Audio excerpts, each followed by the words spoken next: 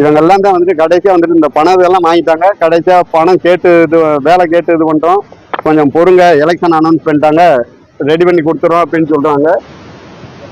அதுக்கடுத்து அப்படியே வந்துட்டு சில காலங்கள்ல தலைமறைவு ஆயிடுறாங்க குடும்பம், வீட்டை எல்லாமே லாக் பண்ணிடுறாங்க. அடுத்து பேப்பர்ல வந்துட்டு செய்தியாக வருது, இந்த மாதிரி மாவட்ட அதிகாரி அதாவது ஜெயபெருமாள் வந்துட்டு டெப்டி கலெக்டரா இருந்து ரிட்டையர்ட் ஆயிருக்காரு. இந்த சிவகாமியா வந்துட்டு பிஜி பிசிக்கல் டைரக்டர்னு நினைக்கிறேன்.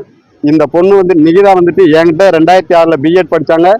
படிச்சு முடிச்ச உடனே வந்துட்டு கவர்மெண்ட் காலேஜில் ப்ரொஃபஸரா ஒர்க் பண்றாங்க. இன்னைக்கு பல லட்ச ரூபா சம்பளமா வாங்கக்கூடிய நபர்கள் வந்துட்டு நாங்க போய் எனக்கு கஞ்சிக்கு வழியில பணத்தை கொடுங்க அப்படின்னு கேட்கும் பொழுது, செத்தாலும் பரவாயில்ல, 1 ரூபா உனக்கு கொடுக்க முடியாது அப்படின்னு என்னை விரட்டி விட்டாங்க வீட்டுல இருந்து.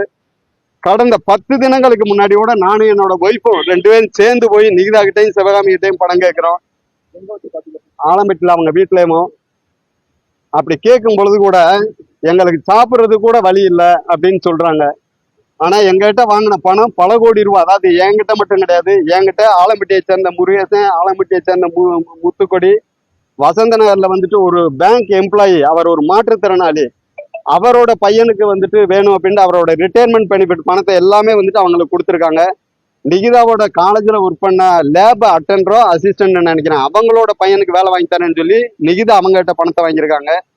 அதே போல வந்துட்டு சென்னையை சேர்ந்த செந்தில், தனசேகரன் அவங்கெல்லாம் வந்துட்டு பல லட்சம் ரூபா, அதாவது 70 லட்சம் 80 லட்சம் லம்பா வந்துட்டு கொடுத்துட்டு போயிருக்காங்க அப்படின்றதெல்லாம் நான் கேள்விப்பட்டிருக்கேன். சாப்பிட்றதுக்கு வழி இல்லை. நான் காலேஜில் பிரின்சிபலு, ஆனா சாப்பிட்றதுக்கு வழி இல்லாம பட்டினியா போயிருக்கேன் கல்லூரிக்கு. இந்த குடும்பம் என்னையும் என்னை சார்ந்த நபர்களையும் நாசமாக்கிட்டாங்க. இன்னைக்கு அதே போல அந்த முத்துக்குமாரா அஜித்குமாரோட குடும்பத்தையும் நாசம் பண்ணிட்டாங்க.